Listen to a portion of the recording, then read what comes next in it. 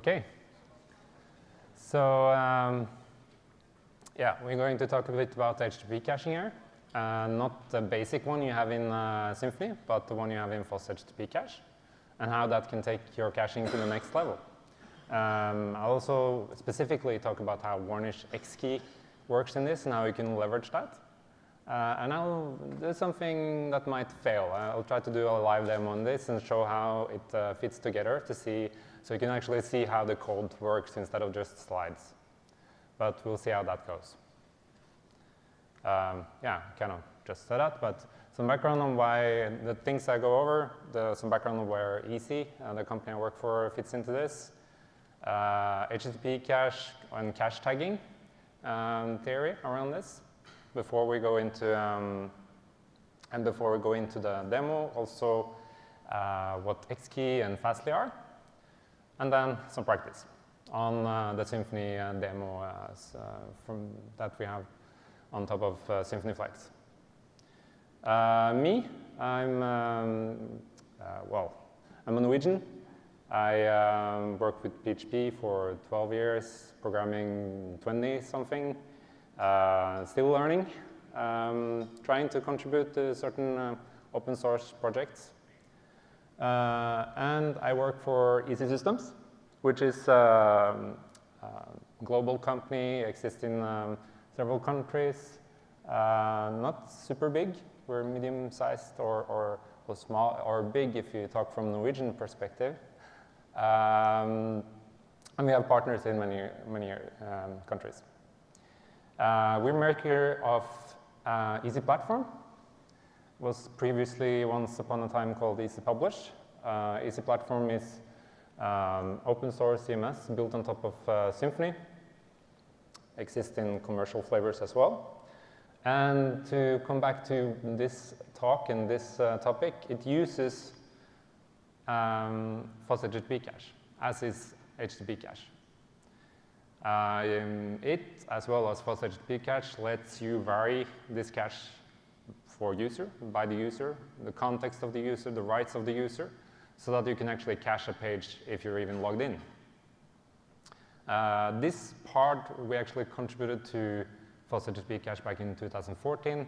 FOSHttpCache is like a bundle made by several partners. So we have Leap in Switzerland, we have people in the Netherlands, and we have people in France, all coming together, bringing FOSHttp to the community.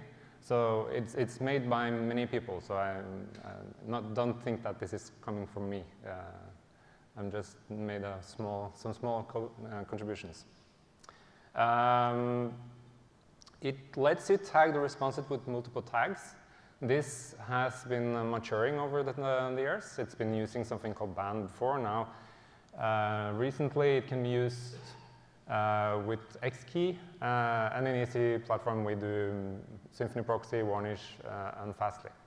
So the only thing we add on top of FOSHttpCache in our case is Fastly, but it's quite easy to add. So a pinch of theory on where this thing called tagging fits in. And to explain that, let's talk about the problem, or lack of it, or however you look at it. It's these things. So we're currently on a page that is listing up a lot of different content coming from different parts of your system.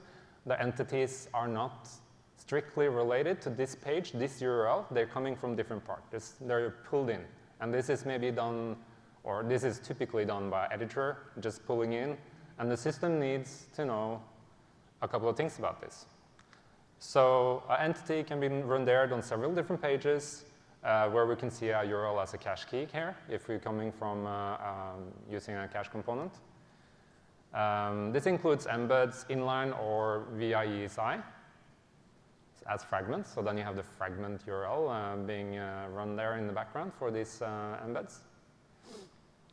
And each page fragment will have variations. So this is where actually HTTPCache gets more complex than normal cache service. You have something called variations. It depends on the HTTP headers coming in, the browser capabilities. Is it mobile? Is it for the full web? Is this user logged in or not? Does it have a session or not? Is it an admin? So all of these things, even accept headers, it varies on. So to be able to kind of create some kind of, we need some kind of a relationship between the cache here, the elements, and the code affecting these entities. And this is where tags comes in. So this is just a very simple example, but item, for instance, you have the home article. It can be a multitude of different articles being listed there. If it's listed inline, it will contain tags in its header. And I'll show that. I'll come back and show that later with Xkey. And so on. It can also be, as you see in the last two examples, it can be on the API. So if you have a REST API and you want to not just show one entity, you might use different kind of standards for including other entities, and then you would need to know that from a cache perspective. So that brings us to Xkey. What is it? First, it's a vmod for Varnish. It's had different kind of names up through the years. It's been called surrogate keys, hash ninja, secondary hash, hash2, and now it's open sourced as Xkey. No matter the name, what it does is add a dedicated secondary index in Varnish to map the tags to the pages or the cache items. On this, thanks to this, it makes it much more efficient to work with than ban, if you ever work with that. I won't go into details on that, but you could also accomplish the same thing with something called ban in Varnish. This is more efficient. And one of those things is that it allows you to do expiration, soft purchase, and then grace. And in that, it means you can deliver stale data to the user within a certain time. You can set like within 1 minute, allow this to be still served even if it's expired while I refresh it in the background. So if a certain page is not like super important that it's updated straight away, this can give you quite some performance benefits. It's part of an official Varnish modules vmod collection package from Varnish, together with smaller vmods for dealing with sessions, creating variables in VCL, and several others. And out of the box, as of FOSHttpCache bundle 2.4, you have support for Xkey. The release before also added, as a side notice, also added support for multiple tagging with Symfony proxy. So with FOSHttpCache bundle now, you can actually use either proxy or Varnish Xkey interchangeably, and you don't have to adapt your code. You can use this from your code side. Tiny bit about Fastly and where this, or how this relates to what we're talking about here. It's a worldwide CDN, you might know that, but it's also originally based on Varnish. So it has a familiar VCL to configure it. It has soft purging, grace handling, and most of all the other features you know from Varnish.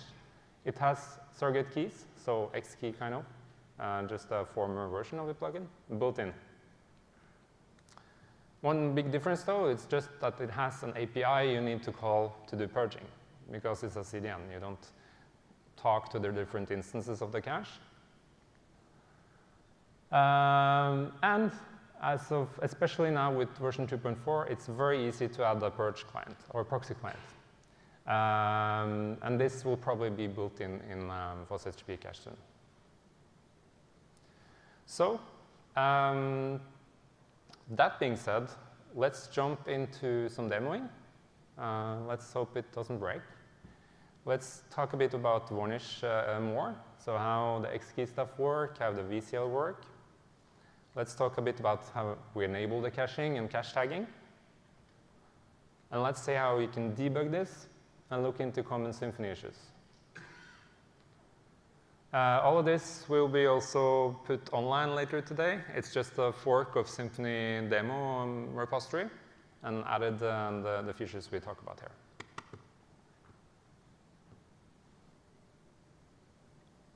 So I won't really focus too much on this, but you can also take a look on online later for how the Docker file looks like. It shows how you can build this in.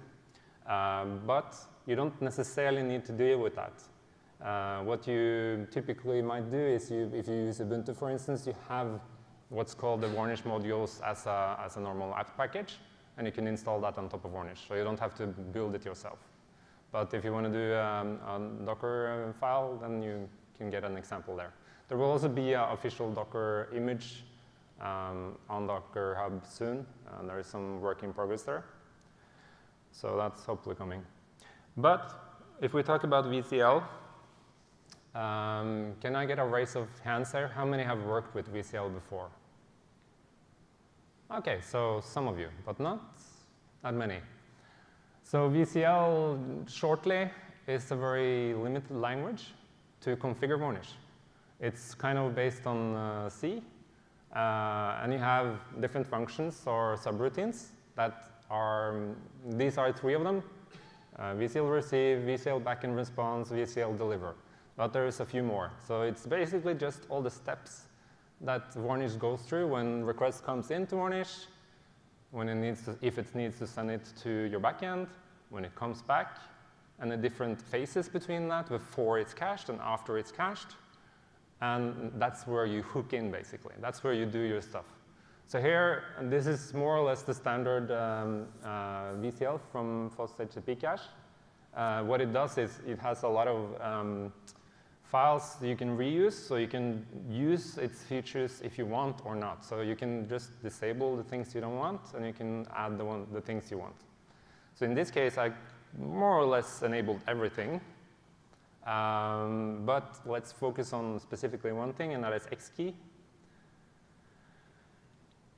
Talking a bit about how it works, and I'll show this in practice also. What you can see here is that it's doing a check. When you receive a request to Varnish, it checks if there's the method is, and this is FOSHttpCache specific. You can customize this if you would do something else and not use FOSHttpCache. But in this case, we use purge keys.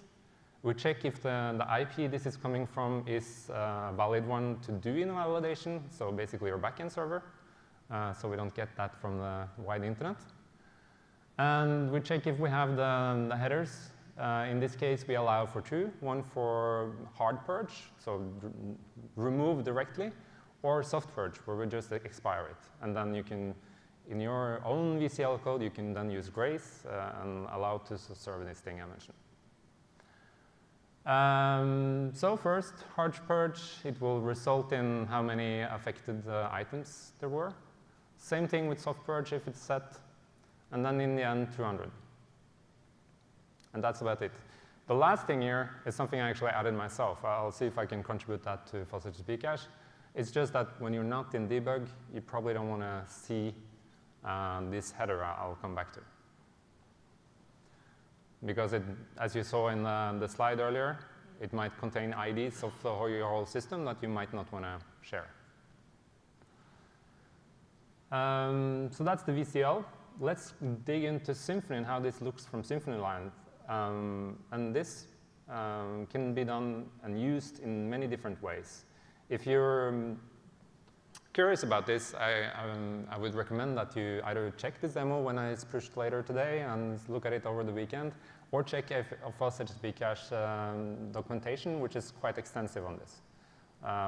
Depends on which angle you prefer to look into this from. So in this case, the built-in controller for Symfony demo, for those of you not aware of what Symfony demo is, it's basically a small demo application built on Symfony Flex, latest versions, 4.1 and everything, trying to use the best practice from Symfony. In practice, it's a list of blogs,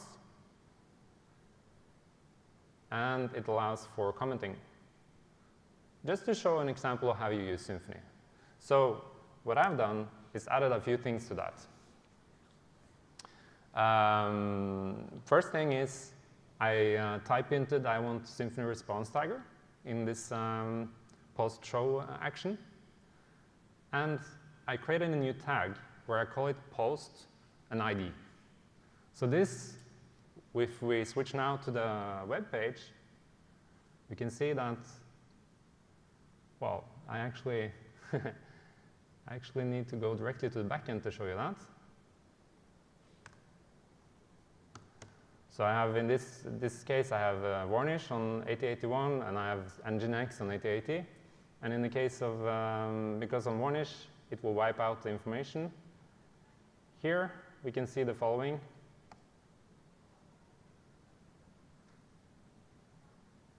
It's cached, we can see that, but besides that, we don't see much.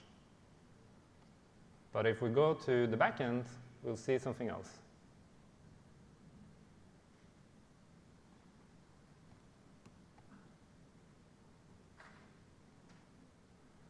In this case, we can see our header. Everyone see that, or is it too small? It's too small?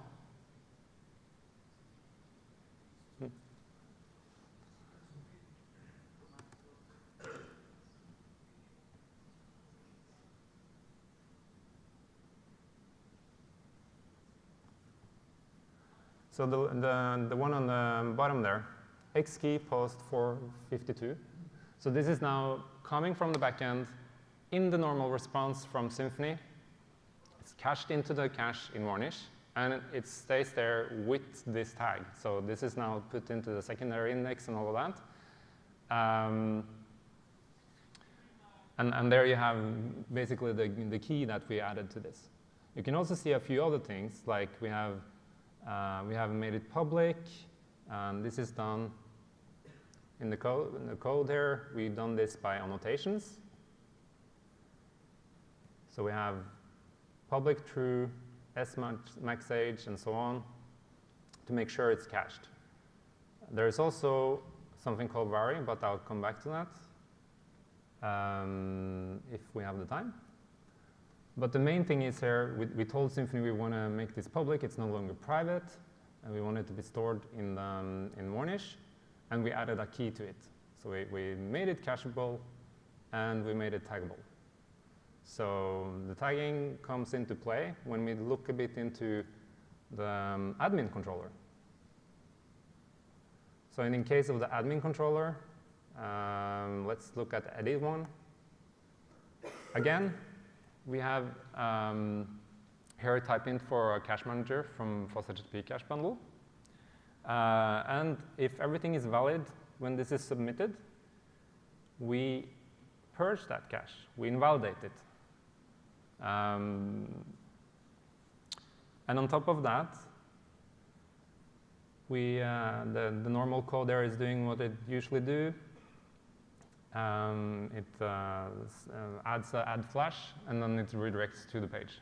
So if you try to do that in practice, so now we have the backend, the Varnish backend, well, the front end and the front end and the backend, sorry. Anything else I wanted to show on that? No, that's fine. Well, one thing I wanted to show, indeed, before I show this in how it works, is also, you can also tag by annotations. So in this case, we have a new post. The new post doesn't exist anymore yet, so there is no ID to validate. But because I also added tagging to the list and caching to the list, so the list of items, I just call this, for simplicity, I call it just post. And when we add a new one, we need to invalidate that. So tagging can be used both here, or the tag annotation can be used both for tagging a response, and also FOSHttpCache allows you to tag if it's a post or anything coming in and changing the request, it will automatically do the invalidation for you. So that's what's going to happen here. We don't have here a response that is going to be tagged. We have an invalidation that is going to happen on this post. So how do we have a look at that? Well, there's a few things we can use. And one of the main things is something called Varnish log. Varnish comes with a lot of different commands we can use. And this is This is one of the quite useful ones on debugging how the system works. It allows you to listen to things and match requests coming into Varnish. So what we're doing here now is we're going to log to the screen request coming in with request method purge keys. Hopefully things are configured right now and we don't have any demo problems. So we log in, I log in again. Backend. And in this case, we can first try to edit something, adding something to it. Doesn't matter what we add. And we save it. And of course, I need to say when I need to publish it. And of course, it doesn't take the seconds. But now we have published the changes or saved. We can go back to the list and we can go back to the command line where we'll see that we have something here. So we have a request that came in to Varnish from the backend. When it started, everything, which IP, and then the header, purge keys,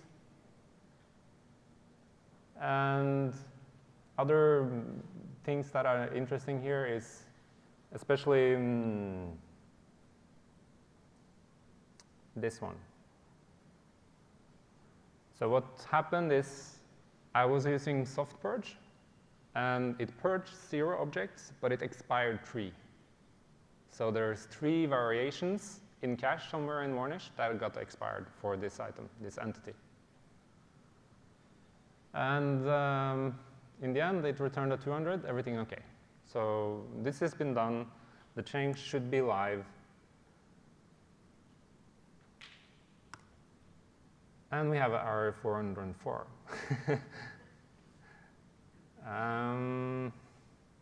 Yeah, because, yeah, sorry. I'm too used to my CMS where URLs would redirect to the new URL and everything. Symfony demo application is a bit more simple. It won't keep the old URLs and redirect for us. It has a new URL now because I renamed it. So if we list up, well, maybe not. Yeah, that's true, because I set the date. Yeah, and I don't have it running in the background to publish it. So if we maybe try to set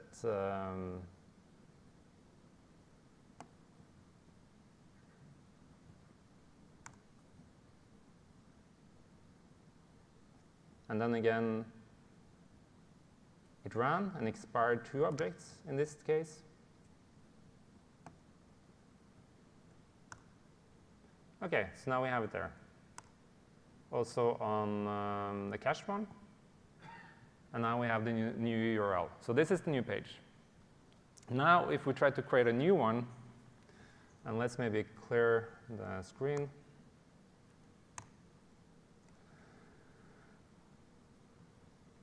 If we create a new post,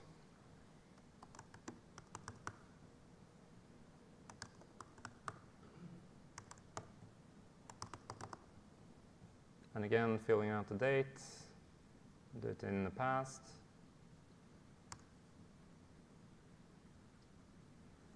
OK, so it's not valid. I need more content there.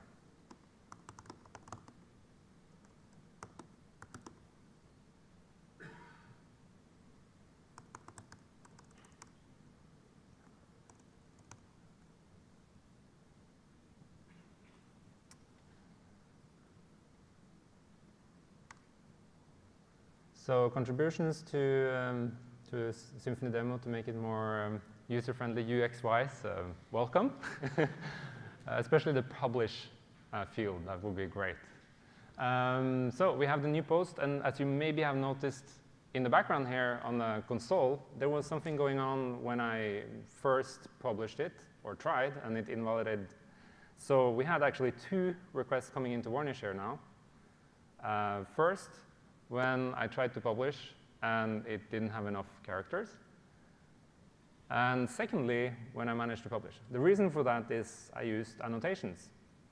In this case, I used annotation here. And when you're doing that, there's no logic around it. So it won't know if the form is valid or not. So if we want to change that to fix that as a bug, we can again do exactly the same thing the other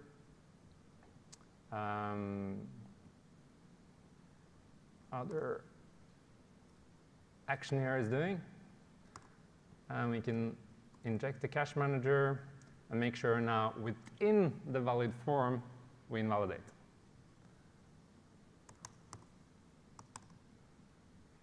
So invalidate tags, posts, that's it.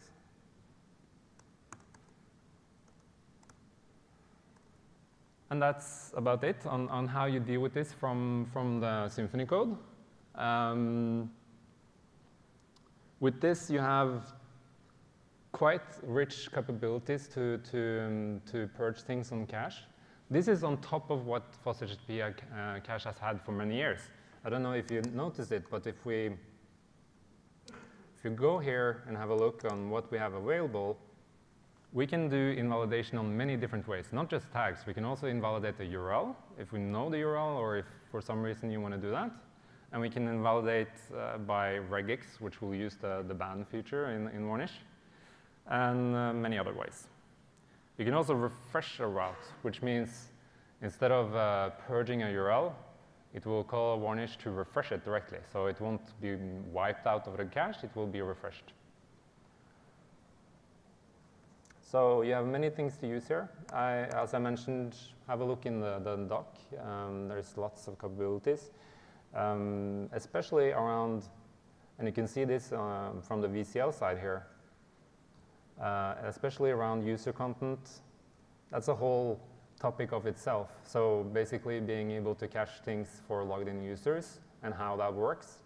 I'll leave that to a different talk by David, two of the maintainers of FOSHttpCache. But in short, it will do a pre-flight to your backend, identify the user with the hash, then do the real request and vary that by something called X-user context hash. So that's kind of how things work in the background. This hash for the user, to identify the user, is then also stored in Varnish. So it won't be requested every time. But the first time a user comes in, either without or with the session, it will try to identify, OK, who are you, depending on your cookie or the session cookie. And then it will store that in Varnish. So that's a bit on the VCL. What's maybe more interesting is in terms of all the capabilities you have in FOSS from the config side. So what I've been talking about here today is tagging. So to be able to use that, I needed to enable it. You can see that on the top. But that's just one of the many things you can do. You can also configure which proxy you want to use. In this case, I used the Varnish. It could be Fastly. There's a dedicated interface you just implement for being able to invalidate things. And then you call the API to Fastly.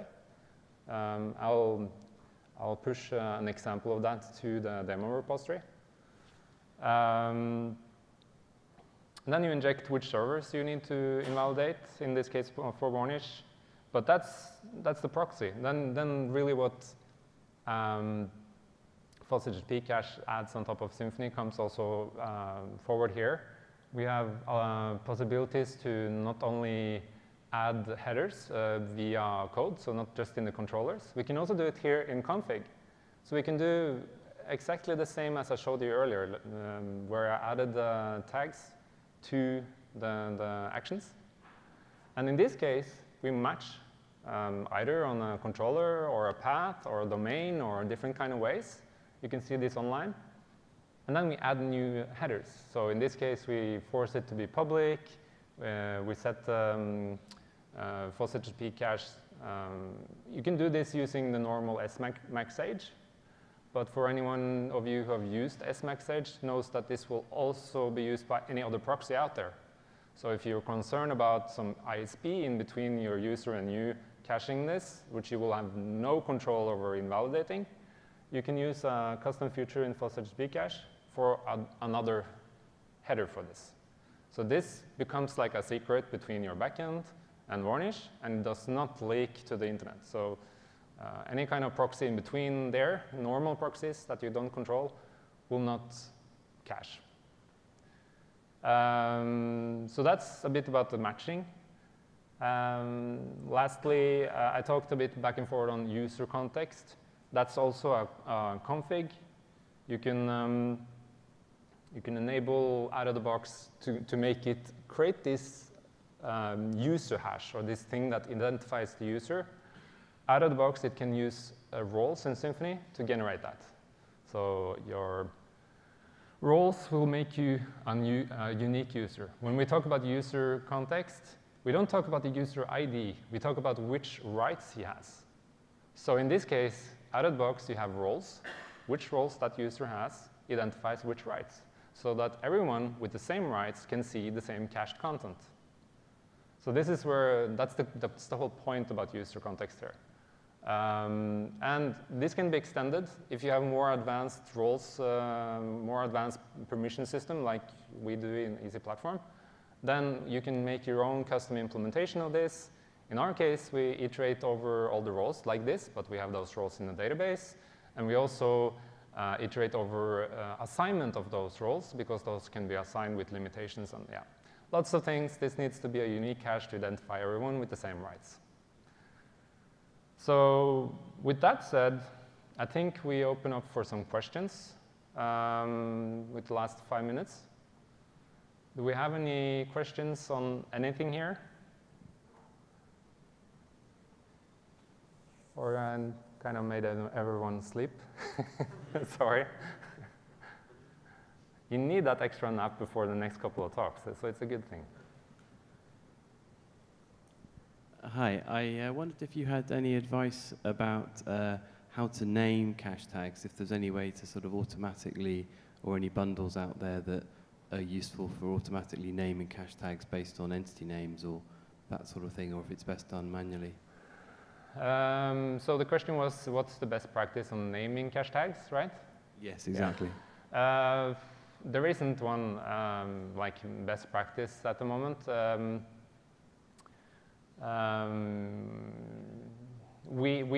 Easy, we have like a doc documenting all the tags we use so that others can use them as well, because that's the usefulness of this. But we should probably have prefixed it, for instance, with Easy to avoid clashes. But the problem with that is that you might run into issues if you have really long tags, because you have limits in Varnish on how long a header can be, which is 7.5 kilobytes. And that might sound like a lot, but as soon as you start to add a lot of cache tags to the system, you can run into this. You can extend it, but yeah. So I guess even though there's a limit, I would maybe just do a small prefix for your vendor, and then something short to make it unique for what the purpose of the tag is, maybe. I don't know. Brilliant. Yeah, thank you. That's really helpful. In case of Easy, the prefix can be easy. So that's, we've fortunately short name. Any other questions?